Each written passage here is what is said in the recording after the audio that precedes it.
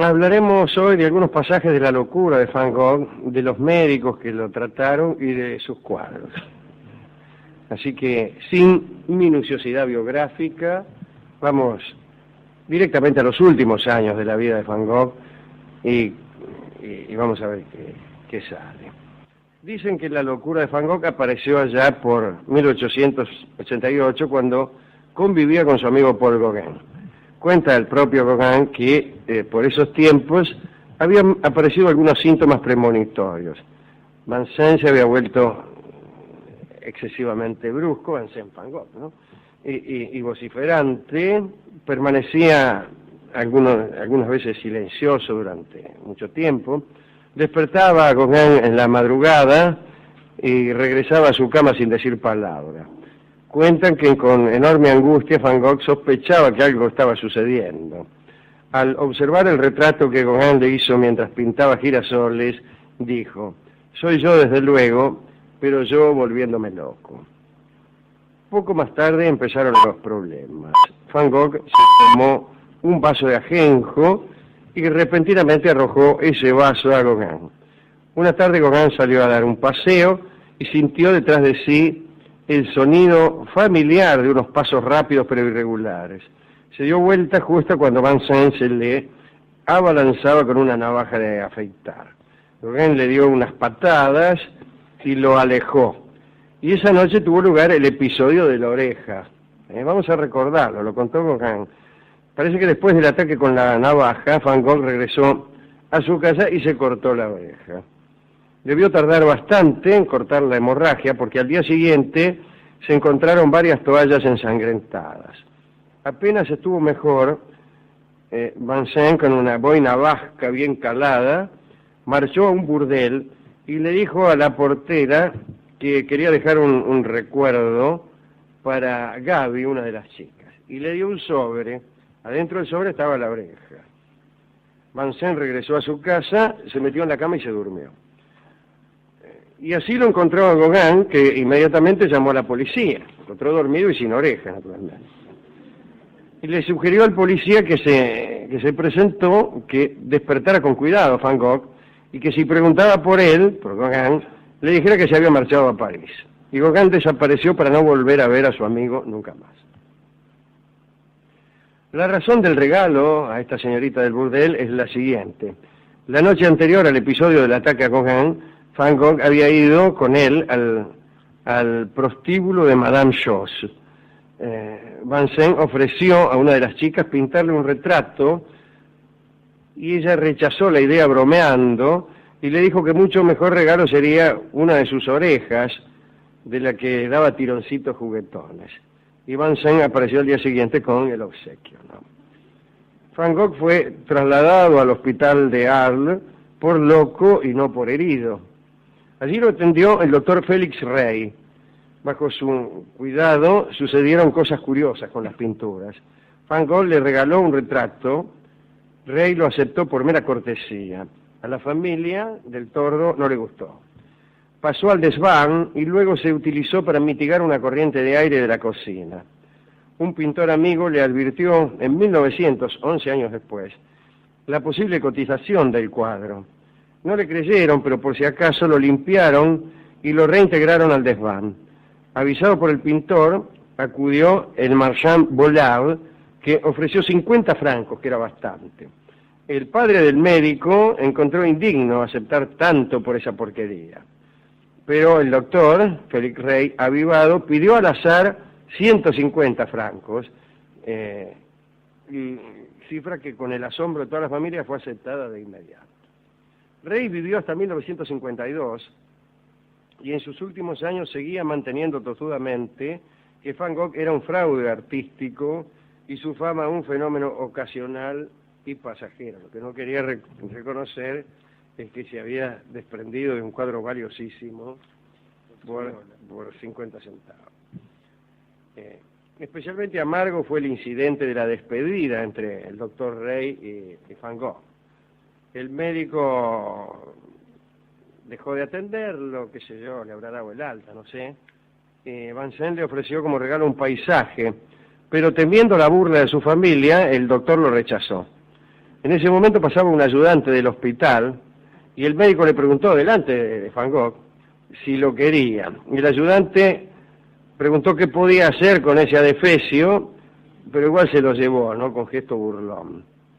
El desprecio por la obra de Vincennes era compartida por el resto del personal del hospital.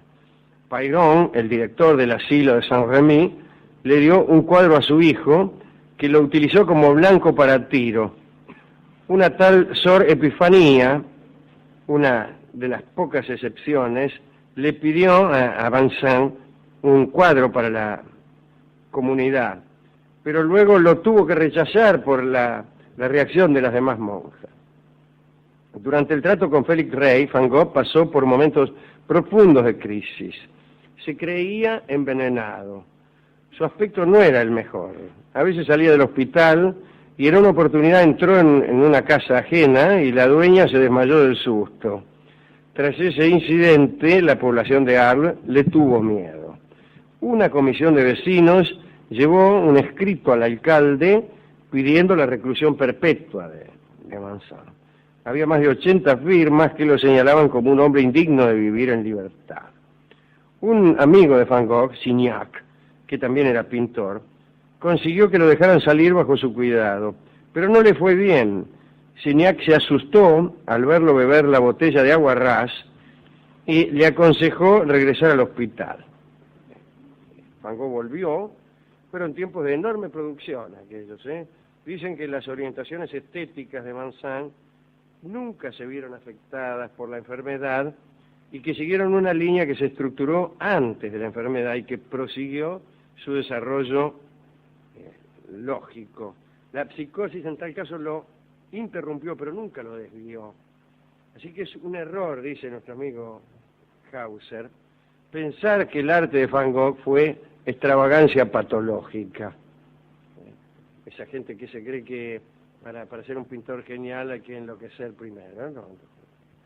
En las cartas a Theo explica coherentemente, Theo era el hermano, ¿no?, explica coherentemente cada uno de sus cuadros, el porqué y para qué de los matices cromáticos y de dibujo, y todo eso sucedía en los intervalos de la enfermedad. De Arles, Van Gogh pasó a un hospital de Saint-Paul de Mosol, cerca de Saint-Rémy, y luego a otro en Auvers-sur-Oise. Después de haber intentado comerse los colores, las témperas, qué sé yo. Y allí empezó a ser atendido por Paul Gachet, un hombre extraño. Gachet era aficionado a la pintura. Pizarro incluso lo había recomendado a Theo, al hermano de Van Gogh. Creyeron que porque este tipo era pintor y grabador, a lo mejor podría entender y cuidar mejor a Van Gogh. Gachet tenía 62 años. Tenía una hermosa casa en la cumbre del pueblo, con una multitud de perros, gatos, un pavo real y una cabra llamada Enriqueta, con la que salía a pasar por el pueblo, con una gorra de oficial, que calzaba siempre desde que había actuado como médico en el sitio de París, supongo, durante la guerra franco-prusiana. Gachet simpatizó con Van Gogh y le encargó un retrato que fue famoso, el del tipo ese de la gorra. Dicen que Gachet y su familia apreciaron la obra de Vincennes. Después de la muerte de Van Gogh, Theo les ofreció algunos retratos que después fueron donados al Louvre y luego fueron a parar al Museo d'Orsay, que es un museo que está en una estación, lo que era una estación del ferrocarril, ahí al lado del río, en París. Pero aunque Gachet entendía de pintura, parece que descuidó mucho a su paciente. La vigilancia era parcial, el tipo podía salir cuando quería de la institución, más tarde le permitieron dormir en una posada. Gachet minimizó la gravedad de la enfermedad de Van Gogh y dijo que estaba afectado por la luz del sur, era demasiado intensa para su constitución norteña, y también por una cierta intoxicación con el aguarrás. Aguarrás que Van Gogh usaba para la pintura, pero también para escabiar. Mientras pintaba, le daba al aguarrás con manise. Bueno, esta interpretación ingenua de la patología de Gallé no le vino bien a Vincent, que volvió a beber, se hizo amigo de unos muchachos poco recomendables que pasaban sus vacaciones en Auvergne, lo invitaban a tomar las copas que Vincent no podía pagar, y participó en las francachelas de aquel grupo, pero con el alcohol volvieron también las peores alteraciones de Vicente, ¿no? Un día le hicieron una broma, le pusieron sal en el café, y la reacción fue de una violencia inesperada por los juerguistas. Amenazó matarlos a todos y revoleó todo lo que había en el lugar. Poco después lo visitó Gallé y por un motivo cualquiera, creo que era que el doctor no había puesto todavía un marco a un cuadro, y lo amenazó con un revólver, lo amenazó. Gallé logró tranquilizarlo. Había conseguido el revólver a través de un posadero llamado Rabu, que se lo había dado para espantar los cuervos, ¿no?, que le molestaban cuando pintaban el campo. Y con ese revólver, con esa pistola, Van Gogh se suicidó. En julio de 1890 salió de la posada, después de almorzar, un día de julio, ¿no? Por las calles se cruzó con un campesino que le oyó decir: es imposible, es imposible. En el patio de una casa se disparó un tiro al corazón que, desviado por una costilla, se alojó en el tórax. Debió deambular varias horas herido, puesto que no regresó a la habitación de su posada hasta el anochecer. Rabu lo vio entrar tomándose el costado. Vincent mostró la herida, se avisó a Gallé, pero no pudieron hacer nada, le recomendaron reposo. Van Gogh, al parecer sin grandes dolores, permaneció sentado en su cama fumando. Al policía que fue a investigar, Van Gogh le dijo que no era asunto suyo, y se murió a los 2 días. Tenía 37 años. Esta es la historia de estos últimos días del pobre Vincent Van Gogh, un amigo de este programa. ¿A quién dedicarlo? A él, desde luego. Al hermano, que era un buen tipo, sí. A Gauguin, por más que se haya enojado con él, qué sé yo.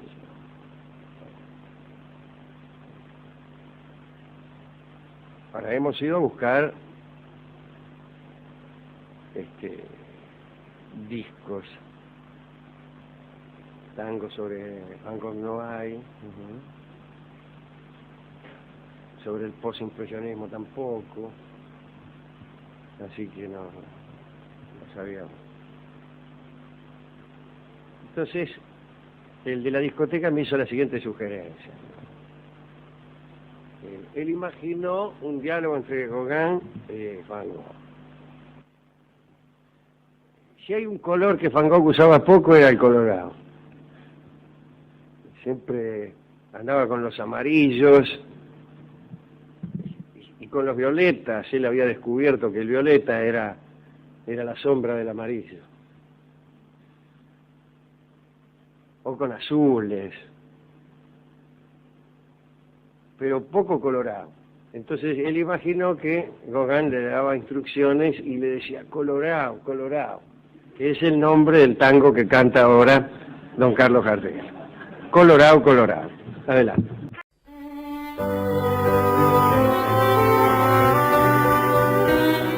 Continuamos en La Venganza Será Terrible. Estamos en el Auditorio Caras y Caretas de la Ciudad de Buenos Aires. La semana que viene estaremos el jueves en La Plata, en el Teatro Coliseo Podestá, y el viernes nuevamente aquí en Buenos Aires, en el Caras y Caretas. Hemos hablado ayer de los esclavos en los Estados Unidos, Sí. de los antecedentes de la guerra civil, etc. Hoy, continuando con el tema, nos referiremos a la red secreta de personas que ayudaron a los esclavos fugitivos a escapar del sur de los Estados Unidos. A esa red se la llamó el ferrocarril subterráneo, una metáfora de algo que todavía no existía. En realidad no había ferrocarriles subterráneos cuando esa red adquirió ese nombre. La actividad más generalizada durante las 3 décadas previas a la Guerra Civil La guerra civil es del 61 al 65. Bien, 1861-1865. Esta actividad tuvo lugar principalmente en las regiones limítrofes de los estados esclavistas, con el río Ohio como el centro de esta actividad. Los cuáqueros del siglo XVIII, que eran miembros de la Sociedad Religiosa de Amigos, fueron los primeros abolicionistas organizados. Ellos creían que la esclavitud violaba los principios cristianos. En las primeras décadas del siglo XIX, todos los estados del norte ya habían abolido la esclavitud. Las ideas abolicionistas se extendieron al oeste en los territorios que iban incorporándose a los Estados Unidos y que pronto, por ejemplo en Indiana y Ohio, ¿no? Otros decían que no podía ser que después de la Declaración de Independencia se mantuviera a individuos esclavizados, lo que llevó a muchos a plegarse a aquella práctica del ferrocarril subterráneo, es decir, hacer escapar a los esclavos de los estados esclavistas. Muy bien, los abolicionistas involucrados con el ferrocarril subterráneo desarrollaron su propia terminología para describir a los participantes, los lugares seguros, en fin, hablaban en un código que estaba lleno de metáforas ferroviarias, ¿no? Las personas que guiaban a los esclavos de un lugar a otro se llamaban maquinistas, y los maquinistas proporcionaban disfraces, mapas, instrucciones sobre sitios para hospedarse, y en ocasiones acompañaban personalmente al fugitivo guiándolo durante el trayecto. Los lugares donde los esclavos podían encontrar protección o alimento, un lugar para dormir, se llamaban estaciones, y todo así, ¿no? Los esclavos que se encontraban en la custodia de un conductor o jefe de estación eran carga. Bien, el río Ohio fue codificado con una referencia bíblica, era el río Jordán.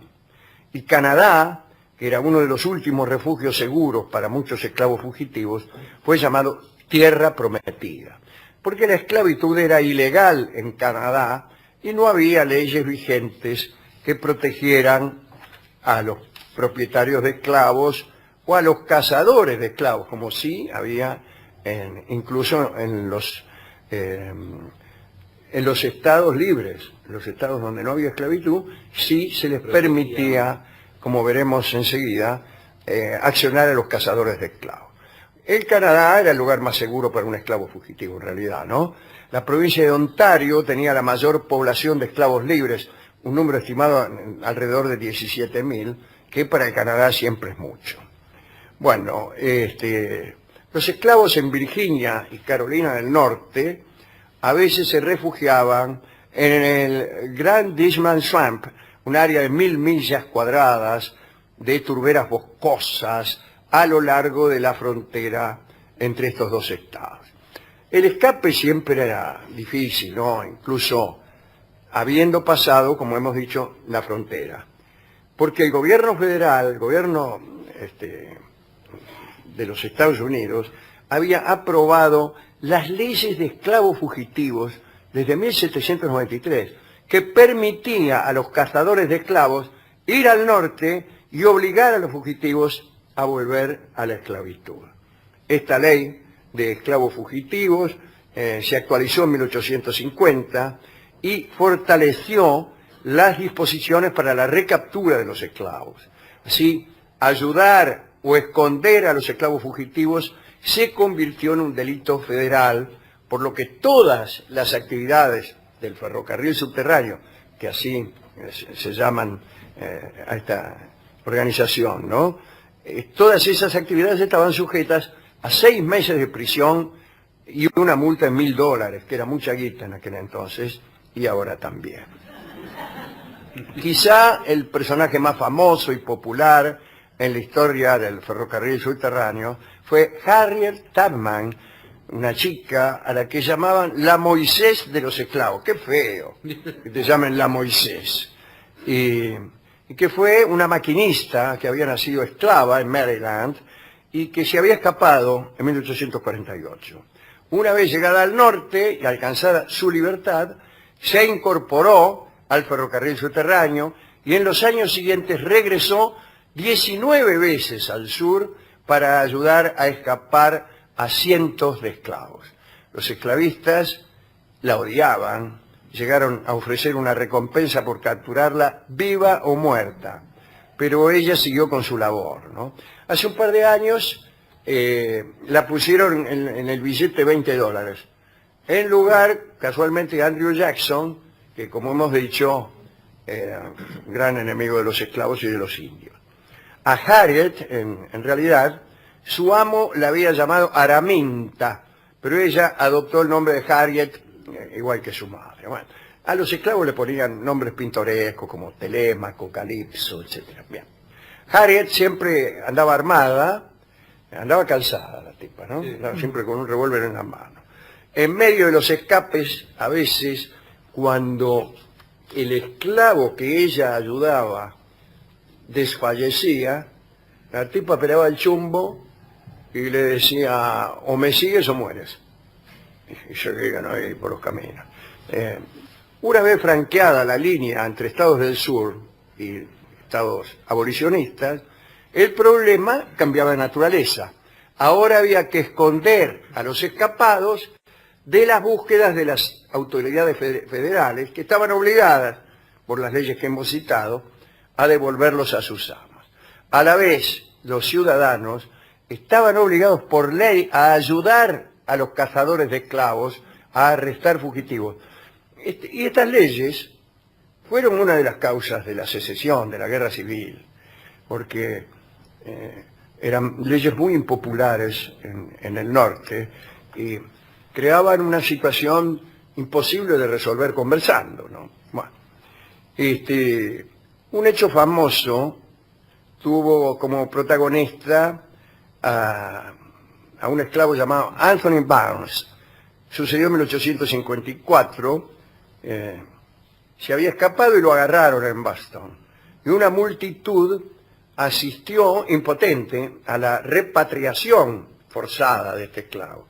Lo hicieron caminar hasta el muelle de embarque en medio de una multitud de 50.000 personas que abuchaban a los canas. Entonces hubo que movilizar 24 batallones del Estado y 4 pelotones para contener la furia de la manifestación.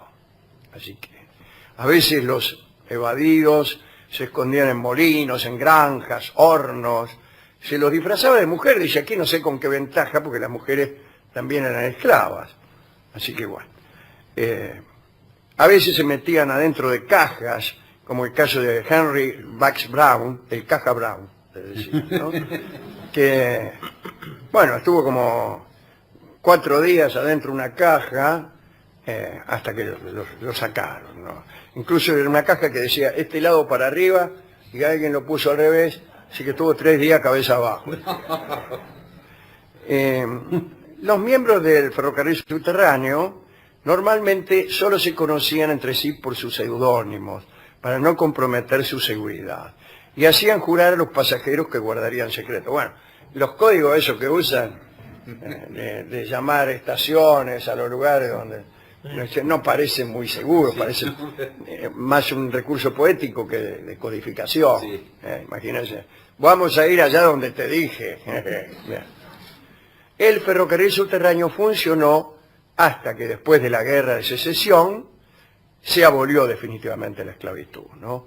Las personas que habían colaborado con el ferrocarril, que insisto, no es un ferrocarril, sino una organización para que ayudar a los esclavos a escapar del sur.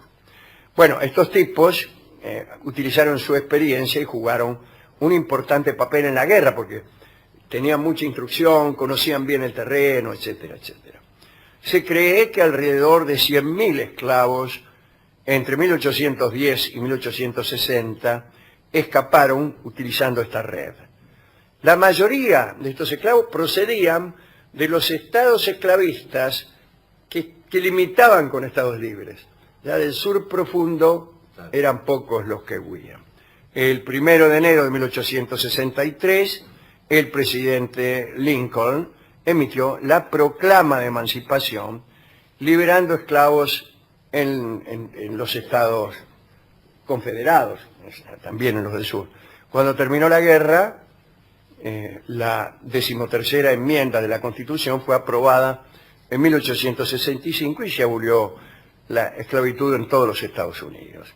Naturalmente, fue el fin de esta red del ferrocarril subterráneo, que hoy pasó a ser un atractivo en algunos parques nacionales, donde muestran algunos senderos que usaban, algunos lugares donde se escondían, algunos árboles marcados que les indicaban a los fugitivos la dirección que debían seguir, o eran advertencias de que la cana andaba cerca, etcétera, etcétera. Esto es lo que quería contarles en el marco del tema de la esclavitud en los Estados Unidos.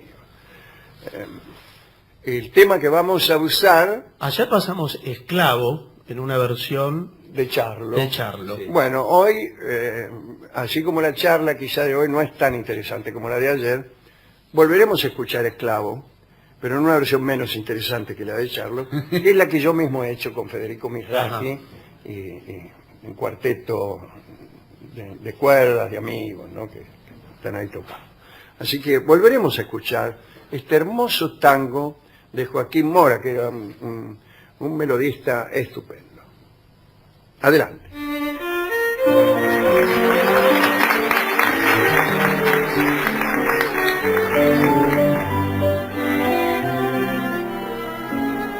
No sé si es la tragedia de vivir así, con esta pena mía, que ha dibujado esta mueca sombría, que nubla mis ojos y apaga mi voz.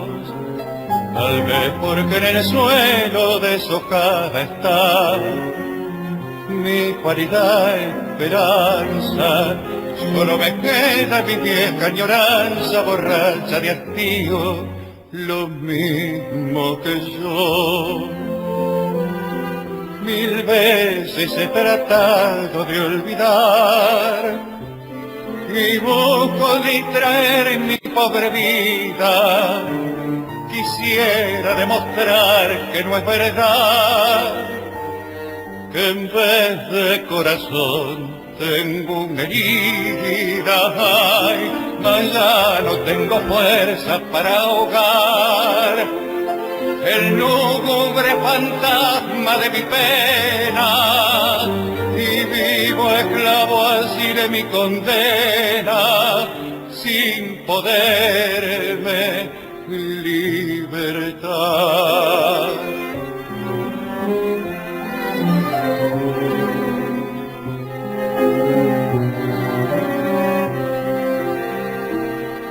Por eso cuando pienso que mi vida es un mar de desencanto, donde las aguas revueltas del llanto no fueron surcadas por barco jamás, me oprime la nostalgia de otro cielo azul, lejano y placentero, y un sol brillante de amor tempranero, de cálidos rayos y besos de luz.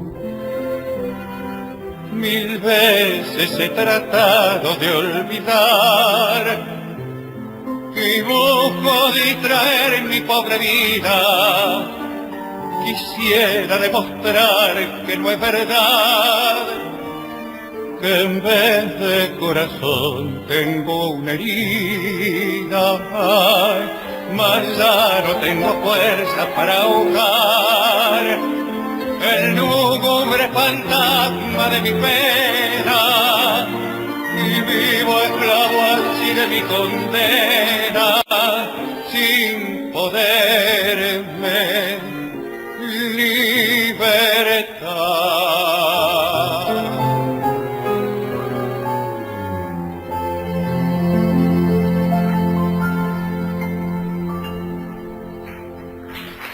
Era Alejandro Dolina, en La venganza será terrible, esclavo. De Voltaire, nuestro amigo Voltaire, pero no de su obra, sino del mismo. Hace poco contábamos que Ninon de Lenclos, que precisamente no filosofaba, sino que más bien hacía otras cosas, digo una cortesana, un seudónimo que es el de Voltaire. Según el notario, los dos hijos de él estaban locos, porque había uno, creo que era mayor que Voltaire, que no servía para nada, y el otro hacía versos. Y el notario decía que tenía dos hijos locos, uno en prosa y el otro en verso. Nació en 1694 nuestro amigo Voltaire, su madre murió al dar a luz, y él nació medio muerto, como dijimos el otro día, hablando de Goethe, y tuvo una pésima salud durante toda la vida. Era un tipo que se enfermaba cada rato, sin embargo vivió 83 años. Según él mismo decía, tenía tan estas acerca del cual debía matarle, él seguía viviendo. Se educó con los jesuitas, lo que no le impidió después profesar un odio enorme hacia la iglesia. Era flaco como un esqueleto, tenía la nariz larga. Decían que era el joven más feo de París. El tipo más feo de París era Voltaire. Sin embargo, le gustaban mucho las mujeres, y a las mujeres les gustaba a él.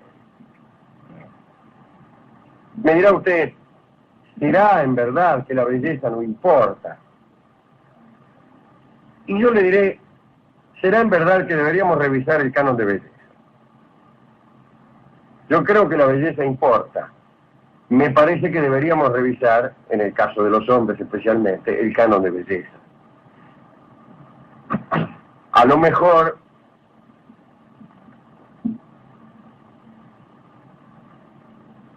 resulta ser que ciertos rasgos que clásicamente eran tenidos como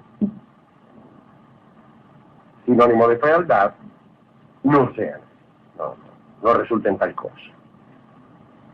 Es curioso, de esto hablaremos alguna vez, pero yo creo que el canon de belleza masculino especialmente, y el femenino también, es evidentemente cultural y varía con los años, y en los últimos años ha variado rápidamente. Las fotos de las divas de los primeros años del cine, de aquellas mujeres que eran símbolos sexuales de su época, sinceramente, pero no nos mueven un pelo, por decirlo de esa manera. Nos parecen gordas, en la mayoría de los casos. Y los tipos también. Yo creo que los hombres que son tenidos por lindos en los últimos años, o por deseables, son más feos, son menos apolíneos que, digamos, los galanes del 40. Un tipo como Belmondo no hubiera hecho carrera en el 30. Quiere decir que va variando, va variando. Y no digo que por suerte, pero hablaremos un día acerca de esto, porque la variación es cada vez más rápida, y tan rápida es que hasta produce desconcierto. Cuando yo era chico, mi abuela decía, mirá fulano, dice, qué lindo y qué gordo que está, parece un chancho. Porque ese era el canon de belleza de mi abuela, creía que un chico lindo era un chico gordo. Un chico gordo de rulos, blanco, incontaminado por el sol, era lo deseable en una familia. Toda familia debía tener un chico de rulo, de ojos verdes, piel muy blanca y gordo, fuerte, morrudo, sanito. Mirá qué lindo que está fulano, que parece un chancho. Le decían a uno que estaba flaco y feo. Pará, abuela, decía yo. Dame tiempo. Deja que crezca. Vamos a hacer una inversión, abuela. Y después pasaron los años y ahora resulta que es la otra superstición, la de la flacura. Viene un tipo flaco, parece Voltaire, Que se le ve todas las costillas al tipo. Y nada de pálido, bien Blanco, bronceado. alto, una porquería más o menos como yo. Mirá qué pinta que tiene ese tipo. Y está mal también, qué sé yo, no sé si está mal, está bien. Yo creo que hay que revisar el canon de belleza y podría decirse, de un modo que a mí me parece un sofisma, que la belleza en el género humano es aquello que produce la atracción del sexo opuesto, que no es sexo. Es decir, si a una tipa le gusta a los hombres, es linda. Ser linda, porque ser linda es gustarle a los hombres. Entonces, ahí ya dejémonos de jorobar que si la nariz, que si esto bueno. Pero estamos hablando de Voltaire y usted ya empezó a traer a colación A un gordo de rulo. el tema del gordo de rulo. Discúlpeme, Alejandro. Bueno, estuvo en Cana varias veces porque era un tipo muy mal llevado. Estuvo en la Bastilla, donde salió a los 23 años por unas cuestiones de ofensas inferidas a personajes públicos. Alguno de sus profesores le advirtió contra 3 calamidades, que eran la literatura, las mujeres y el juego. Y él afortunadamente desoyó ese consejo en sus 3 facetas. Escribió comedias, ganó mucho dinero, mucho, lo gastó redondamente.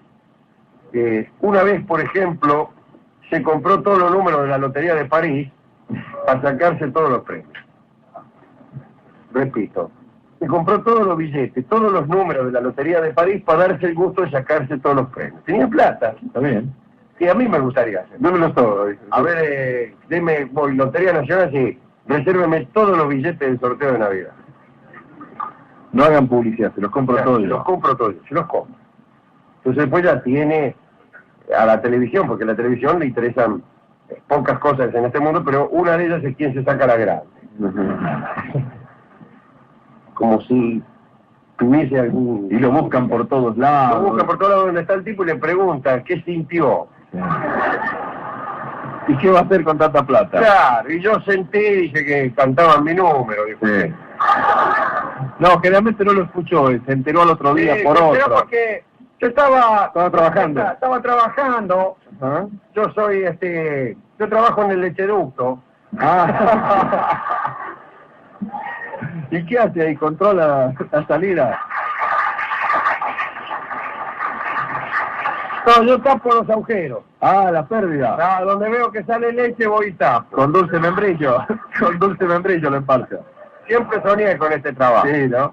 Y Le pone el dedo ahí en la... Bueno, no, tengo una pasta ahí. Es dulce membrillo. El dulce membrillo y se tapa. Sí. Y viene un compañero y me dice, ¿qué dice? Roberto. ¿Roberto? Pues yo me llamo Roberto. Me dice, te sacaste la grande, te sacaste. Anda, usted. Le digo, no me cargué que estoy trabajando, que estoy tapando un agujero. Dice que sale la leche en catarata. Me dice, ¿en serio? Dice, bueno, le jugaste a X número. Me dice el número. Ah, se acordaba el número. Sí. Sí, le digo, bueno, ahí sentí por la radio y fui corriendo. Uy, ¿a dónde? ¿Hablar por teléfono a su casa? Sí, ¿Y qué hizo? ¿Buscar el billete en el saco? y busqué y lo había perdido. Usted sabe, no encontraba el billete. Qué raro. ¿Dónde lo puso? ¿Usted le averiguó algo? No le creo. ¿Por qué? Usted no quiere que yo hable de Voltaire hoy. Bueno, Voltaire se compró todos los números de la lotería Y la ganó. y ganó. Tuvo muchas enfermedades, como se ha dicho, entre ellas la viruela. La viruela casi lo mata. Los médicos le dijeron, mira, usted no va a vivir más de 3 días. Pero se salvó. Además de su mala salud, era un tipo muy boquiflojo. Hablaba demasiado, un poco el trapo. Por ejemplo, con un epigrama ofendió al caballero de Rohan, que le mandó unos matones para que lo fajara. Le caen unos matones y dice, ¿quiénes son ustedes? Si somos amigos del caballero de Rohan, que vos anduviste diciendo, anda a saber qué, y te venimos a dar la salsa. Y lo fajaron. Pero entonces al día siguiente Voltaire lo desafió a duelo, a Rohan, y el desafiado solicitó la protección de la policía, cuyo jefe era primo suyo. De manera que Voltaire terminó otra vez en Cana, en la Bastilla. Al salir se le prohibió redondamente que siguiese viviendo en Francia. Y entonces se fue a Inglaterra y allí se quedó 3 años, tenía 32. En esos 3 años aprendió el inglés y estudió toda la literatura inglesa, excepto Shakespeare. Nunca gustó de Shakespeare, no lo entendió, no comprendió, vio en él a un salvaje. Y un siglo después Carlyle, nuestro amigo, el de los héroes, en virtud de este disgusto de Voltaire por Shakespeare, dijo que Voltaire estaba loco. Se hizo amigo de los cuáqueros, aquí hemos hablado de los cuáqueros, de los tembladores, y escribió ahí en las cartas inglesas, cartas filosóficas se llama acá el libro, hay toda una historia de los cuáqueros que escribe Voltaire. Y conoció a Jonathan Swift. ¿Se acuerdan? El autor de los viajes de Gulliver. ¿Se acuerdan el tipo ese? Gulliver en el país de los enanos, en el país de los gigantes, en la isla que no puedo nombrar. Se llamaba la isla de la Pucha, pero no de la Pucha. Era una isla que flotaba en el aire. Bueno, hemos hablado, creo, de Jonathan Swift, que terminó loco, pobrecito, pero era realmente un tipo genial, y Voltaire lo copió un poco. Empezó a escribir algunas novelas muy fantásticas, por ejemplo, escribió una llamada Micromegas, que al parecer está inspirada en los viajes de Gulliver, y cuenta la historia de Micromegas, que en realidad es un habitante de Sirio, la estrella más brillante del firmamento, una estrella tan brillante que en realidad son 2. Y resulta que este tipo mide 500.000 pies de altura, y es un tipo alto, digamos. Y se encuentra con un saturniano, un petizo, de apenas 15.000 pies de altura. Y los dos se prenden a la cola de un cometa y recorren el cosmos, hasta que vienen a dar a la Tierra, en donde, al pisar un charco, que no era otra cosa que el mar Mediterráneo, se encuentra con un barco lleno de filósofos, y ahí los filósofos, que son en verdad pulgas para estos enormes seres, le cuentan cosas acerca del mundo, cosas tales como la guerra, etc. No es una gran novela de Voltaire. Es de todos modos un poco mejor que esto que yo le acabo de contar. Después escribe ahí en Inglaterra las cartas inglesas. Y ahí en las cartas inglesas aparece lo que podríamos llamar el primer canto de la Revolución Francesa. Él empieza a pronunciarse a favor de una monarquía constitucional, en contra de los abusos de los reyes, etcétera, etcétera, pero no pensaba publicar estas cartas. Pero resulta que un publicista era un tipo que hace avisos, bien, captura esas cartas y las publica. Y ahí se le arma a Voltaire, ¿no? Porque viene una orden de arresto contra Voltaire por sedicioso, por atorrante, qué sé yo. Y se raja. No quiere ir de nuevo a la Bastilla, ya había estado en cana varias veces, y no encuentra mejor cosa que rajarse con una señora casada, cuyo marido estaba haciendo campaña para Verdón, de la marquesa de Châtelet. Hace el chulo con la marquesa de Châtelet, que por otra parte era tan inteligente como bonita, lo cual es una mezcla que uno no siempre está dispuesto a soportar, ¿no? Libre igual. Y ahí en el castillo de Cirey se le instala a Voltaire, se convierte en su amante, y el castillo se convierte en un foro en el que se reunían los mejores espíritus de Francia, pero no solamente para disfrutar los placeres del espíritu, sino también los del cuerpo. Así que entre epigrama y epigrama le pegaban a la Chisotti, que para qué te voy a contar. Y hay un lugar donde me gustaría haber estado. Un rato de espíritu, un rato de cuerpo, por decirlo así. Un epigrama de Voltaire, una minita. Otro epigrama de Voltaire, otra minita. Otro epigrama de Voltaire, otro epigrama de Voltaire.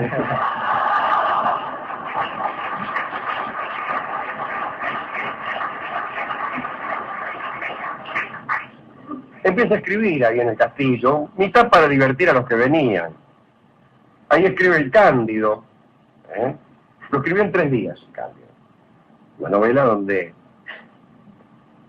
se establece que este es el peor de los mundos posibles. y donde se inventan el término optimista y pesimista, un tratado del pesimismo. Hemos hablado, ¿no?, que la palabra optimista no existía antes de Voltaire, y hemos hablado de ciertos autores del siglo pasado que haciendo hablar, no, en este caso hay un autor de este tiempo, que es Meyler, que hace hablar a un faraón y le dice: soy optimista al respecto, caramba. Escribe también Así va el mundo, El discípulo de la naturaleza, El ingenuo, que es también tiene los argumentos, no importan demasiado en realidad en Voltaire, porque lo que hace es poner en boca de los personajes los elementos de lo que podríamos llamar la filosofía voltairiana. El ingenuo también tiene un argumento un poco inocente. Es un indígena americano que llega a Francia y los misioneros tratan de convertirlo al cristianismo. Entonces el tipo se lee la Biblia y dice: bueno, primero me voy a circuncidar y luego a bautizar, porque para hacerse cristiano primero hay que hacerse judío. Se circuncida, se bautiza y después, como es previsible, empieza a señalar a los europeos los defectos de una civilización supuestamente avanzada. Más o menos lo mismo que el siriano. En 1749 se muere Madame de Châtelet y Voltaire llora por primera vez. Era un autor burlón, era un hombre que se reía de todo. Y además le vino una crisis de salud, y algunos años después sucede algo que lo marca para toda la vida. 1755 y hay un terremoto en Lisboa. Y fue un terremoto que ocurrió el día de Todos los Santos. Murió muchísima gente que estaba orando en ese momento en los templos. Y aparece la iglesia diciendo que en realidad aquello había sido un castigo de Dios por los pecados de los hombres. Y esto lo indignó a Voltaire. Ah, no, el insulto de la superstición después de la desgracia es más de lo que yo puedo soportar, dijo Voltaire. Y desde ese día acrecentó su odio, un odio que seguiría hasta la muerte para con la iglesia. Se volvió más serio, empezó a pensar en la desdicha de la humanidad. No queda más que sufrir, sin luz, sin esperanzas. En la tiniebla no queda más que sufrir. Se radicó en Suiza y organizó una cruzada contra la religión. Decía que la religión era la responsable directa de todos los males de la humanidad y terminaba todas sus cartas diciendo: aplastemos a la infame. La infame era la iglesia. Sin embargo, después escribe que es bueno que el pueblo crea en la existencia de Dios. Y ahí viene aquella frase que tanto gusta a los agnósticos de pizzería: si Dios no existiera, habría que inventarlo. Y él decía que ese era su mejor verso. Una vez le preguntaron: ¿cuál es su mejor libro, Voltaire? Dice: no he escrito ningún libro que no mereciera el calificativo de mejor. Pero mi mejor verso es este: si Dios no existiera, habría que inventarlo. Y escribió que Dios era la suprema inteligencia, pero, dice, a pesar de que a veces mata personas inocentes. Una vez venía Voltaire caminando por la calle y pasa una procesión, y Voltaire, que era naturalmente un ateo, diría yo que era un agnóstico, se saca el sombrero, y un amigo le dice: ¿pero que te has reconciliado con Dios? Dice: más o menos, nos saludamos pero no nos hablamos.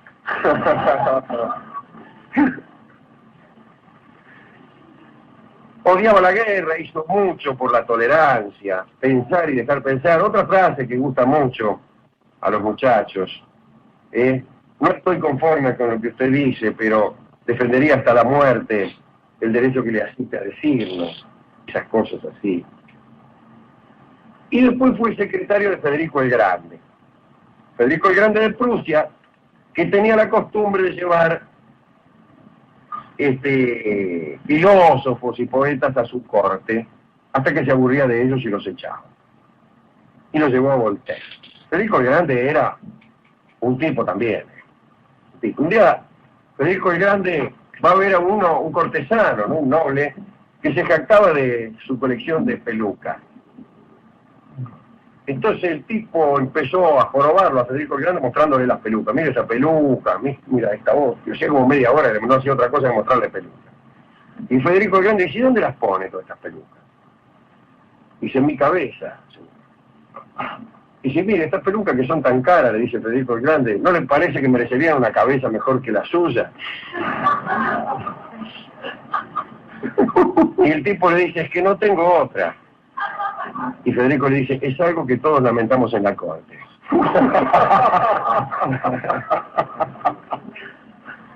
Sí. Ese era Federico. Federico se lo lleva, discute mucho, porque Federico también era un tipo muy pícaro. Él se hace secretario durante un tiempo. Luis XV dijo cuando Voltaire se fue a Prusia, dice, bueno, hay un loco menos en la corte de Francia y uno más en la corte de Prusia. Y discutían. Un día Voltaire le dijo a Federico el Grande que en realidad el idioma alemán era muy duro y que él estaba seguro de que Adán y Eva habían sido echados por Dios en alemán.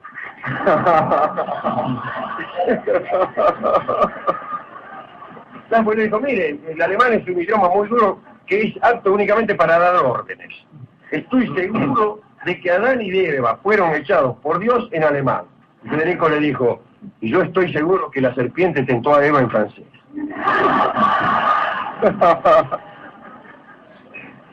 Qué lindos encuentros. Sí, hasta que Federico el Grande se aburrió. Decía que a los filósofos había que exprimirlo como los limones y después tirarlo. Y un día le dijo exactamente estas palabras. Si usted decide abandonar mi corte, yo no haría ningún gesto para oponer. Es decir, lo echó. Y Voltaire pegó media vuelta y se las tomó. De acuerdo, había un tipo de Fontaine que un día escribió una crítica adversa a Voltaire, ¿no? Y Voltaire fue a tirar la bronca. Dice, ¿cómo usted escribe esto? Y Fontaine le dijo, mira, escribo estas críticas. Después de todo, dice, yo necesito vivir. Y Voltaire le dijo, no veo la necesidad.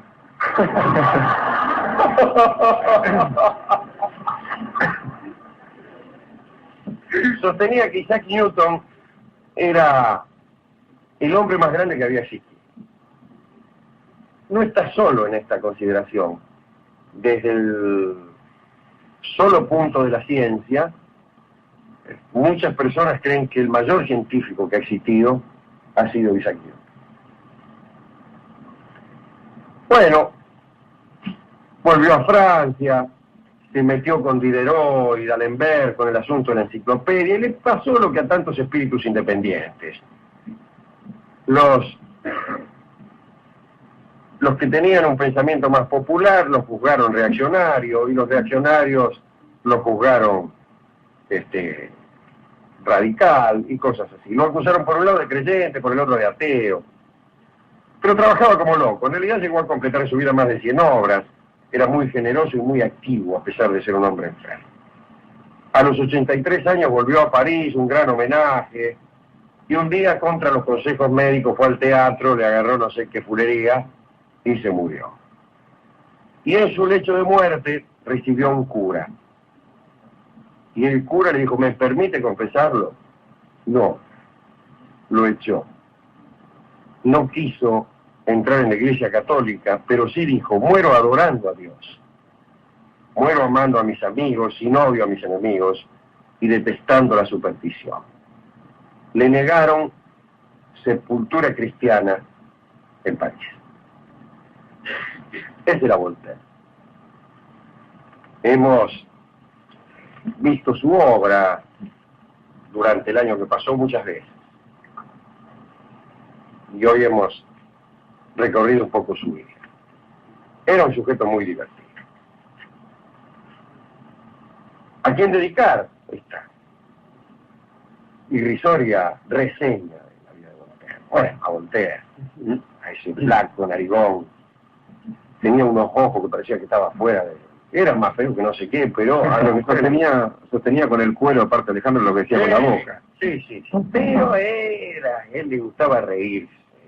lo hemos citado tanto aquí, cuando decía, mire, acerca de la predicción y el vaticinio. Bueno, dice, si dos astrólogos vaticinan, dada una guerra, uno dice que va a imponerse Prusia y otro dice que va a imponerse Francia, es evidente que uno de los dos es un profeta. A Voltaire. A Madame de Châtelet, que lo bancó, que era inteligente y que era bonita. ¿Qué más podemos pedirle? Tuvo suerte Voltaire, encontró una mina que lo bancara en un castillo. Que estaba buena. Que estaba buena y que además era inteligente. Dios mío. Dios mío. A Madame de Châtelet también. Y también al curita pobre, que trató de confesarlo, y que casi pidiéndole permiso, le dijo, Mesía Arouet, que no sé cómo decirle, me da pena confesarlo. Me da pena confesarlo, canta para Voltaire y sus amigos, don Carlos Gardel.